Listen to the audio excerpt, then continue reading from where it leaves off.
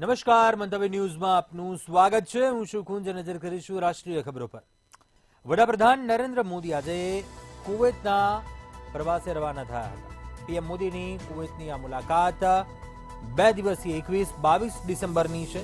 જ્યારે પીએમ મોદી કુવૈતના શાસક શેખ મિશાલ અલ અહમદ અલ જાબેર અલ સબાહના આમંત્રણ પર કુવૈત પહોંચ્યા. જ્યારે પીએમ મોદીના સ્વાગત માટે કુવૈતમાં જોરશોરથી તૈયારીઓ જોવા મળી. પીએમ મોદીની આ મુલાકાત 43 વર્ષમાં પહેલીવારની છે જ્યારે કોઈ ભારતીય વડાપ્રધાન કુવૈતની મુલાકાતે છે. આપણે જણાવી દઈએ કે આ પહેલા ઇન્દિરા ગાંધીએ 1981માં કુવૈતની મુલાકાત લીધી હતી. પીએમ મોદીના સ્વાગત માટે કુવૈતમાં અલા મોદી કાર્યક્રમનું આયોજન છે અને આ કાર્યક્રમમાં પીએમ મોદી ભારતીય સમુદાયના લોકોને સંબોધિત કરશે. આ સમયગાળા દરમિયાન ઘણી રજૂઆતો પણ થશે કે જેના માટે રિહર્સલ ચાલુ છે. તો વડાપ્રધાન મોદીએ જણાવ્યું હતું કે કુવૈતની આ મુલાકાત બંને દેશો વચ્ચેના સંબંધોને વધુ મજબૂત બનાવવામાં મદદ કરશે. ભારત અને કુવૈત વચ્ચે પરંપરાગત મિત્રતા અને સહયોગના પાયાને વધુ ગાઢ બનાવશે. આ મુલાકાત માત્ર બંને દેશોના લોકો વચ્ચેના સંબંધોને જ નહીં પરંતુ સમગ્ર ક્ષેત્ર માટે સમૃદ્ધ અને સ્થિર ભવિષ્ય સુનિશ્ચિત કરવામાં મદદરૂપ સાબિત થશે.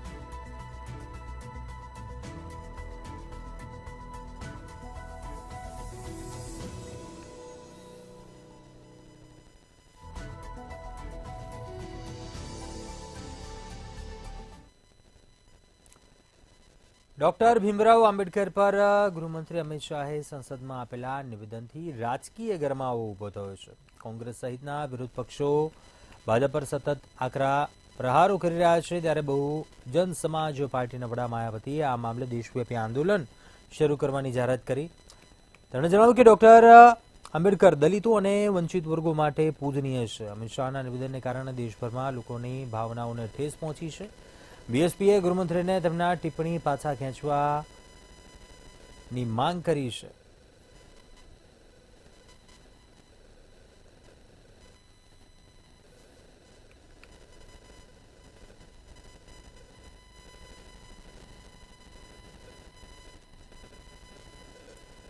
સંસદ પરિસરમાં થયેલી ધક્કામુક્કી મામલે દિલ્હી પોલીસે કોંગ્રેસ નેતા અને લોકસભામાં વિપક્ષ નેતા રાહુલ ગાંધી વિરુદ્ધ ગુરુવારે એફઆઈઆર દાખલ કરાવી.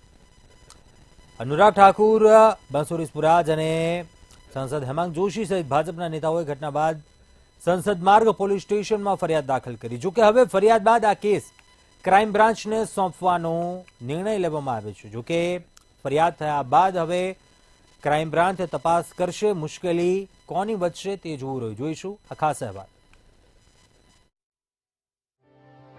સંસદમાં ધક્કામુક્કીને લઈને ફરિયાદ. ધક્કામુક્કી કાંડની તપાસ કરશે ક્રાઇમ બ્રાન્ચ. ફરી સીન થશે રિક્રિએટ. રાહુલ ગાંધીની થઈ શકે છે પૂછપરછ. SC/ST એક્ટ હેઠળ પણ કેસ. બંને પક્ષોના દાવા પર તપાસ શરૂ. સંસદમાં ધક્કામુક્કીને લઈને કોંગ્રેસ ભાજપ સામસામે છે. બંનેએ સંસદ માર્ગ પોલીસ સ્ટેશનમાં એકબીજા વિરુદ્ધ ફરિયાદ નોંધાવી છે. ભાજપની ફરિયાદ પર કોંગ્રેસ સાંસદ રાહુલ ગાંધી વિરુદ્ધ ફરિયાદ નોંધવામાં આવી છે. જે બાદ આ કેસ ક્રાઇમ બ્રાન્ચને સોંપવાનો નિર્ણય લેવામાં આવ્યો છે. બીજી તરફ હવે કોંગ્રેસની ફરિયાદ ઉપર પણ કાર્યવાહી કરાઈ છે. ક્રાઇમ બ્રાન્ચ આ અંગે પણ તપાસ કરશે. મતલબ કે હવે ક્રાઇમ બ્રાન્ચ કોંગ્રેસ અને ભાજપ બંને દ્વારા કરવામાં આવી રહેલા આક્ષેપોની તપાસ કરશે.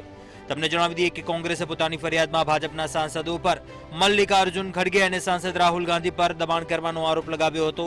આ સાથે SC/ST એક્ટ હેઠળ આરોપો લગાવ્યા હતા. અમને લોકો એમની પ્રાથમિક જ્યારે સારવાર ચાલી રહી હતી ત્યારે રાહુલ ગાંધી અંદરથી બહાર આવ્યા ત્યારે મેં એમનું ધ્યાન ખેંચ્યું કે આ શું કર્યું છે આપે આ જુઓ.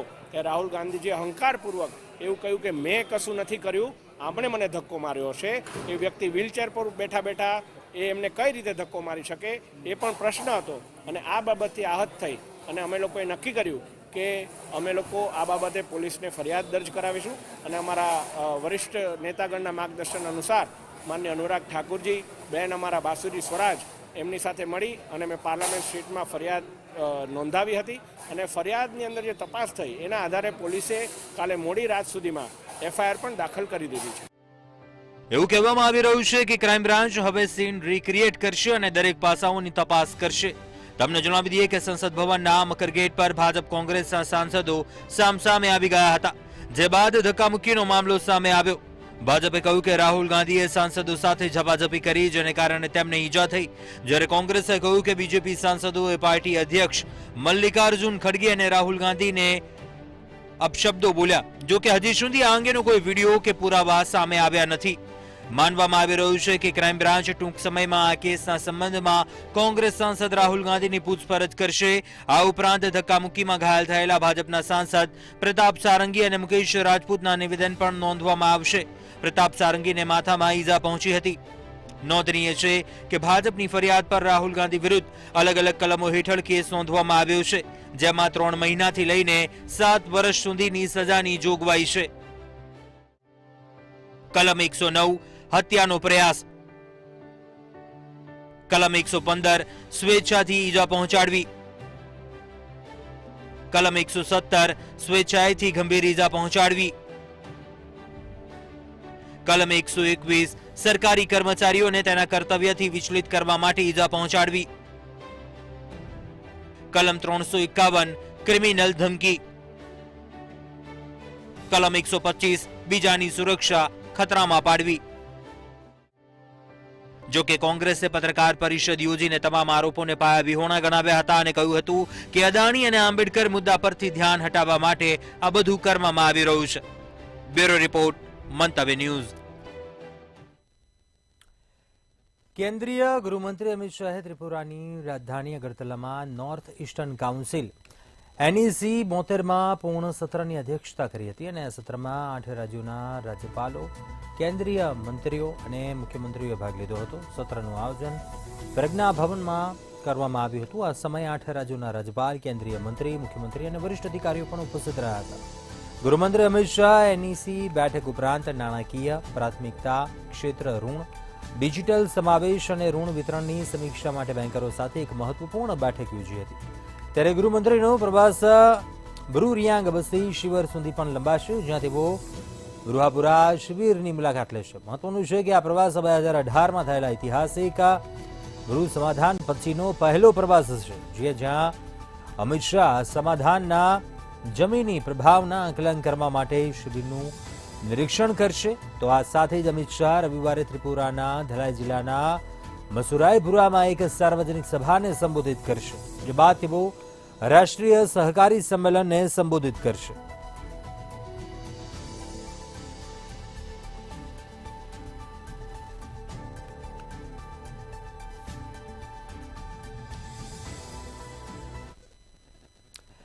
આગળ વાત કરીએ, બિહારના રાજ્યપાલનું નિવેદન સામે આવ્યું. જણાવ્યું કે અંગ્રેજો, બ્રિટિશ શાસકોએ સત્યાગ્રહને કારણે ભારત નહોતું છોડ્યું. અંગ્રેજોએ જ્યારે લોકોના હાથમાં હથિયાર જોયા તો તેમને લાગવા લાગ્યું કે લોકો હવે કઈ હદ સુધી જઈ શકે છે, ત્યારે તેમણે ભારત છોડવાનો નિર્ણય લીધો.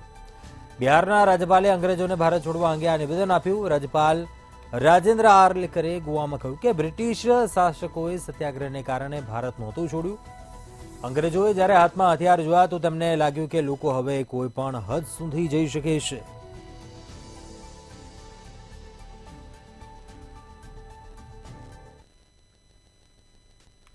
उन्नीस के बाद जब हमारा देश स्वतंत्र हो गया, तब जो हमारे यहाँ सत्ता पर बैठे हुए लोग थे, जिसे हम नेहरूवियन मॉडल कहते हैं, वो मॉडल भी लेफ्टिस्ट मॉडल था. पंडित जवाहरलाल नेहरू जी के सभी वहां मंत्री परिषद में जो लोग थे, वो लेफ्टिस्ट इंक्लिनेशन वाले थे. वो अपने देश के बारे में, इस मिट्टी के बारे में कैसा सोच सकते हैं. उनकी आस्था तो बाहर थी, विश्वास बाहर था. हमारे इस देश में कोई उनको कुछ ठीक नहीं लगता था, इसलिए उन्होंने बहुत सारे प्रयास कर दिए. મધ્યપ્રદેશના દેવાસ શહેરમાંથી શુક્રવારે રાત્રે ભયાનક ઘટના સામે આવી. નયાપુરા વિસ્તારમાં આવેલી એક બિલ્ડિંગમાં ભીષણ આગ ફાટી નીકળી, જેને કારણે એક જ પરિવારના 4 લોકોના મોત થયા. આ દુર્ઘટનામાં પતિ પત્ની અને તેમના 2 બાળકો જીવતા બળી ગયા હતા. આ ઘટનાથી સમગ્ર વિસ્તારમાં ખળભળાટ મચી ગયો છે અને લોકોમાં શોકની લાગણી વ્યાપી છે. દેવાસના નયાપુરા શહેરમાં આવેલી આ બિલ્ડિંગના ભોંયરામાં દિનેશ નામના વ્યક્તિએ ડેરી ખોલી હતી.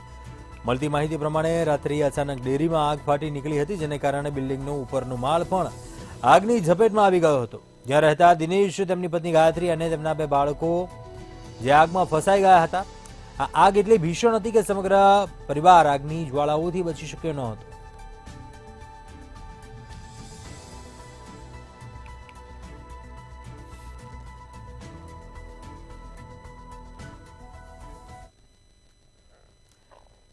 જેસલમેરમાં 55મી goods and service tax GST કાઉન્સિલની બેઠક મળી. આ બેઠકમાં નાણામંત્રી નિર્મલા સીતારમણની અધ્યક્ષતામાં ઘણા મોટા નિર્ણયો લેવામાં આવ્યા. જ્યારે જીએસટી કાઉન્સિલે પ્રી ઓન વાહનોના વેચાણ પર 12%થી વધારીને 18% ટેક્સ કરવાની પુષ્ટિ કરી. જીએસટી કાઉન્સિલે યુઝ વાહનોના વેચાણ પર ટેક્સને 12%થી વધારીને 18% કરવાની મંજૂરી આપી. જ્યારે રાજસ્થાનના જેસલમેરમાં નાણામંત્રી નિર્મલા સીતારમણની અધ્યક્ષતામાં જીએસટી કાઉન્સિલની 55મી બેઠકમાં આ મળી હતી. જ્યાં કેટલીક ચીજો સસ્તી તો કેટલીક મોંઘી બનશે. હવે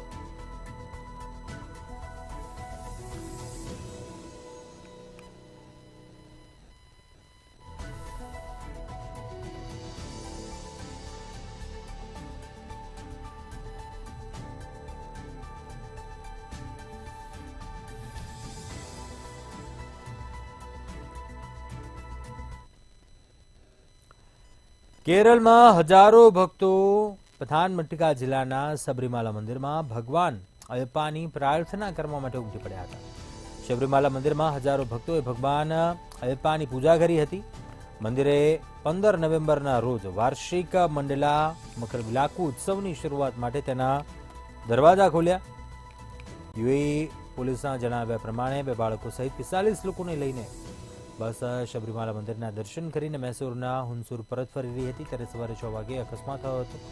ઘાયલ મુસાફરોને તુરંત જ વાયનાડની માનથવાડી મેડિકલ કોલેજમાં દાખલ કરવામાં આવ્યા હતા. બાદમાં અધિકારીઓએ પુષ્ટિ કરી કે તેમની હાલત ગંભીર નથી.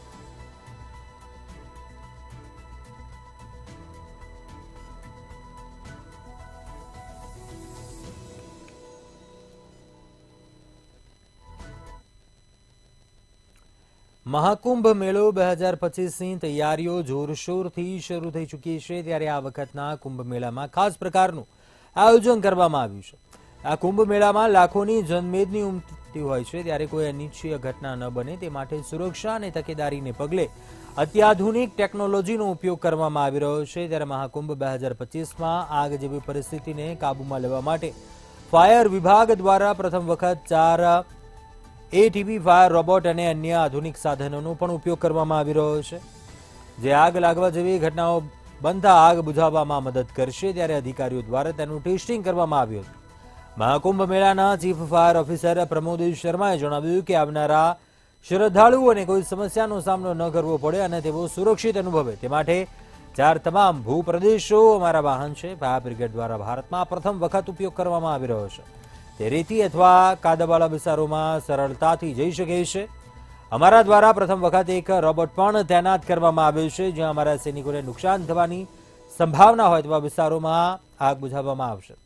સમગ્ર મહાકુંભ મેળો 4000 હેક્ટરમાં ફેલાયેલો છે. તે ધ્યાનમાં રાખીને 50 ફાયર સ્ટેશન ઊભા કરવામાં આવ્યા છે. 20 ફાયર પોસ્ટ બનાવાઈ છે, જેથી આવનારા ભક્તોને સારી સુવિધા આપી શકાય.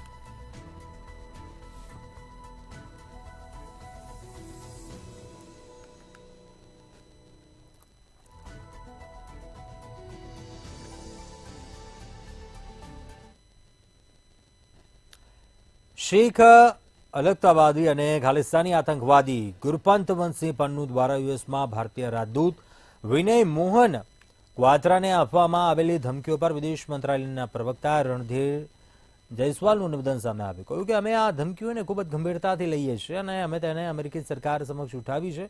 આ મામલે પણ અમે અમેરિકી સરકાર સમક્ષ રજૂઆત કરી છે અને અમે આશા રાખીએ છીએ કે અમેરિકી સરકાર અમારી સુરક્ષાની ચિંતાઓને ગંભીરતાથી લેશે.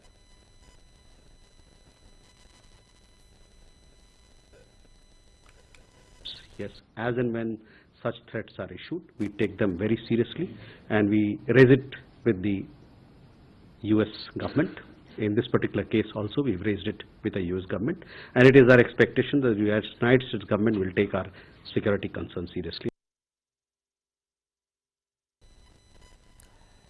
આગળ વાત કરીએ રશિયાના કઝાનથી એક મોટી દુર્ઘટના સર્જાઈ, જ્યાં 9/11માં થયેલા હુમલાની જેમ મોટી ઇમારતોને ડ્રોન વડે નિશાન બનાવવામાં આવી છે.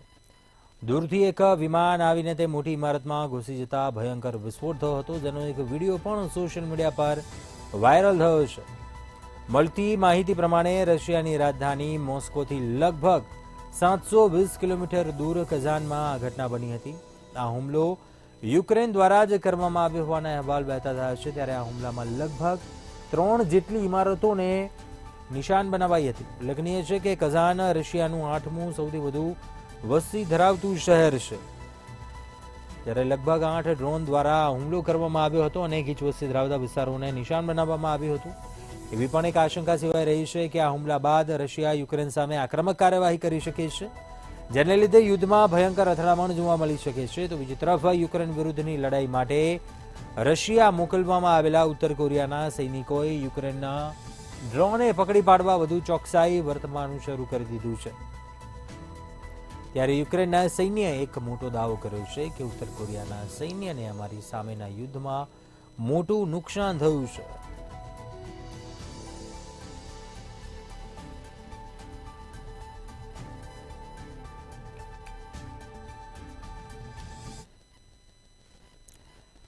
જર્મનીના મેગ્ડેબર્ગમાં ક્રિસમસ માર્કેટમાં એક ભયાનક ઘટના ઘટી, જ્યાં એક કાર ભીડમાં ઘૂસી ગઈ હતી.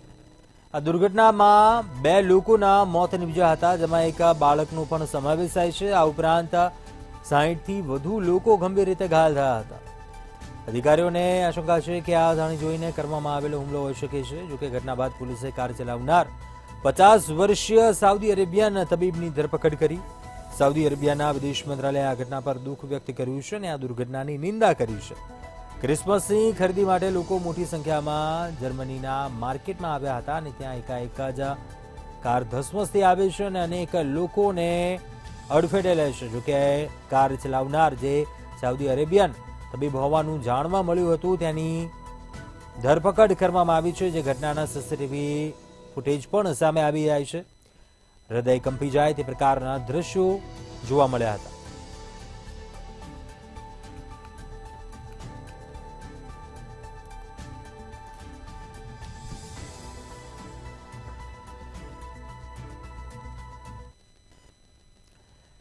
આગળ વાત કરીએ અમદાવાદના સાબરમતી વિસ્તારમાં એક ચોંકાવનારી ઘટના સામે આવી. સાબરમતી એરિયામાં આવેલા શિવમ રો હાઉસ ખાતે એક પાર્સલમાં બેટરી બ્લાસ્ટની ઘટના બનતા 2 લોકો ઇજાગ્રસ્ત થયા. પાર્સલમાં રહેલી બેટરીમાં બ્લાસ્ટ થતા ડિલિવરી બોય અને પાર્સલ રિસીવ કરનાર બળદેવ સુખડિયા ઘાયલ થયા હતા, જેમને તાત્કાલિક હોસ્પિટલ ખસેડવામાં આવ્યા. આ ઘટનામાં પોલીસે ગૌરવ ગઢવી નામના યુવકની ધરપકડ કરી. ચોંકાવનારી વાત એ છે કે બ્લાસ્ટમાં આઈડીનો ઉપયોગ થયા હોવાની પોલીસને આશંકા છે.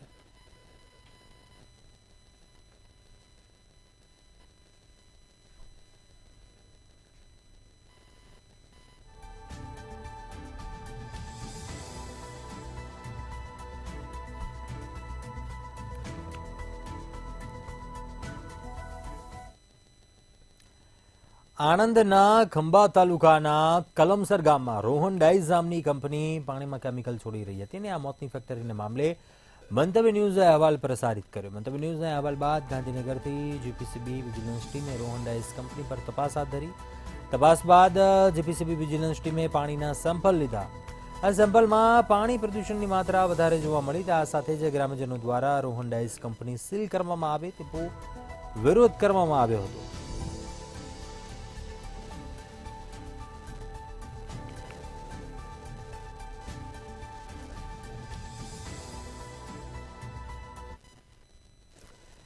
કચ્છમાં નકલી ઈડી બાદ હવે નકલી ડ્રાઇવિંગ લાયસન્સનો કૌભાંડનો મામલો સામે આવ્યો. નખત્રાણા પોલીસે નકલી ડ્રાઇવિંગ લાયસન્સનું કૌભાંડ ઝડપ્યું.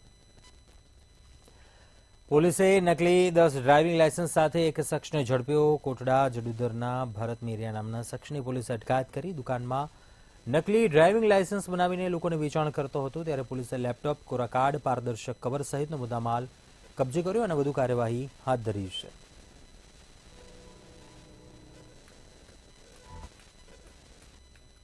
કારણ કે આવું છું વહેલા 7:30 વાગે 6 વાગે તારનો લાઈનમાં જ છું. હજી સુધી ખાતરનું સેટિંગ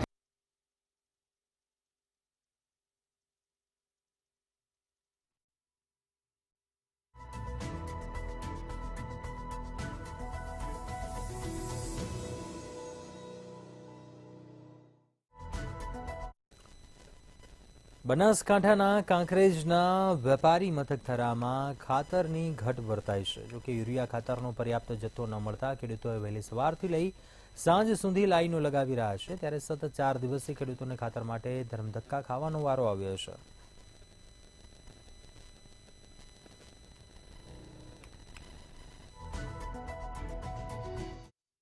કારણ કે આવું છું વહેલા 7:30 વાગે 6 વાગે તારનો લાઈનમાં જ છું. હજી સુધી ખાતરનું સેટિંગ થયું નહીં. અને કારણ કે હજી એક થેલી ચાલે છે અને મારે જરૂર છે 500 કે 100 થેલીની, બરોબર. અને કારણ કે ખાતર ના નાખો ને તો ખેતીનું ઉત્પાદન એકદમ ડાઉન થતું રહે, અમારે નિષ્ફળ જાય ખર્ચો કરેલો, બરોબર ને.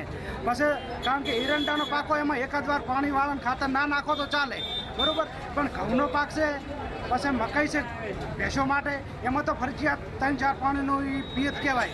એટલે એમાં 2 થી 3 વખત ખાતર ખરા ગામની અંદરમાં ખાતર મળતું નથી અને 6-7 વાગ્યાથી અમે ઉભા રહીએ છીએ લાઈનમાં. અને લાઈન ઘણી મોટી હોય છે, 1000-1500ની સંખ્યામાં હોય છે. અને ખાતર માટે 15-1 દિવસથી અમે ફરી રહ્યા છીએ, 15-12 દિવસથી. અને ખાતર હજી સુધી મળતું નથી. જેવું મળે એવી સરકારને આપણે વિનંતી કરીએ છીએ કે 3 દાડાથી ધક્કા ખાય છે તો ખાતર મળતું નથી. તો અમે આવી સરકાર લબા માંગતો હતો. આ ભાજપની સરકાર આવીને અમારે હેરાન થવાનું થયું. હા, આધાર કાર્ડ કાઢીને અમારી મોહન એટલે ભાજપ લાવશો જ નહીં. ક્યાંથી આવો તમે? આ 3 દાડાથી તો બસ ક્યાંથી આવો તમે? અમે શોકાથી આવો છો. 3 દાડાથી આવી રીતના છોકરા નાના મિલીને આવ્યા. રાજ્ય વેરા નિરીક્ષકની પરીક્ષા બાબતે જીપીએસસીના ચેરમેન હસમુખ પટેલે નિવેદન આપતા જણાવ્યું કે જીપીએસસી રાજ્ય વેરા નિરીક્ષકની 300 જગ્યા માટે આવતીકાલે રાજ્યના વિવિધ 754 કેન્દ્રો પર પરીક્ષા લેવાશે. જેમાં રાજ્યના 1.85 લાખ ઉમેદવારો પરીક્ષા આપશે. આ પરીક્ષામાં ઉમેદવારોના કોલ લેટર અને ફોટાનું મેચિંગ કરીને પ્રવેશ અપાશે. સાથે OMR સીટ પર ઉમેદવારોની આંગળીઓના નિશાન લેવાશે. ઉમેદવારોની ઓન ડિમાન્ડ મુજબ પણ ખાસ બસ પણ મૂકવામાં આવશે.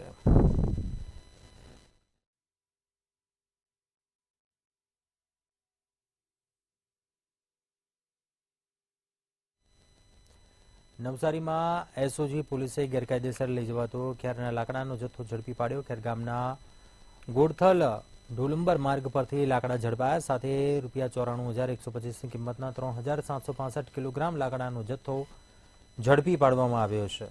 આ મામલે બાસંદાના દિલીપ પવાર નામના શખ્સ સામે કાર્યવાહી હાથ ધરાઈ છે. એસઓજી પોલીસે લાકડાનો જથ્થો ઝડપી પાડી વન વિભાગની કામગીરી સામે સવાલો ઉઠ્યા છે.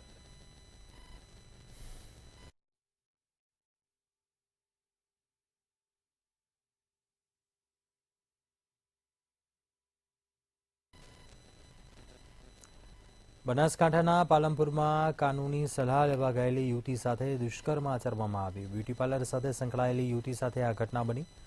કાયદાકીય સલાહ લેવા જતા 3 દિવસ ગોંધી રાખી માલણના શખ્સે દુષ્કર્મ ગુજાર્યું હતું. આ મામલે યુવતીએ લાલા ઉર્ફે અફઝલ માલવ સહિત 5 લોકો સામે પશ્ચિમ પોલીસ મથકે ફરિયાદ નોંધાવી. પોલીસે ગુનો નોંધીને આરોપીઓને ઝડપી લેવાની તજવીજ હાથ ધરી છે.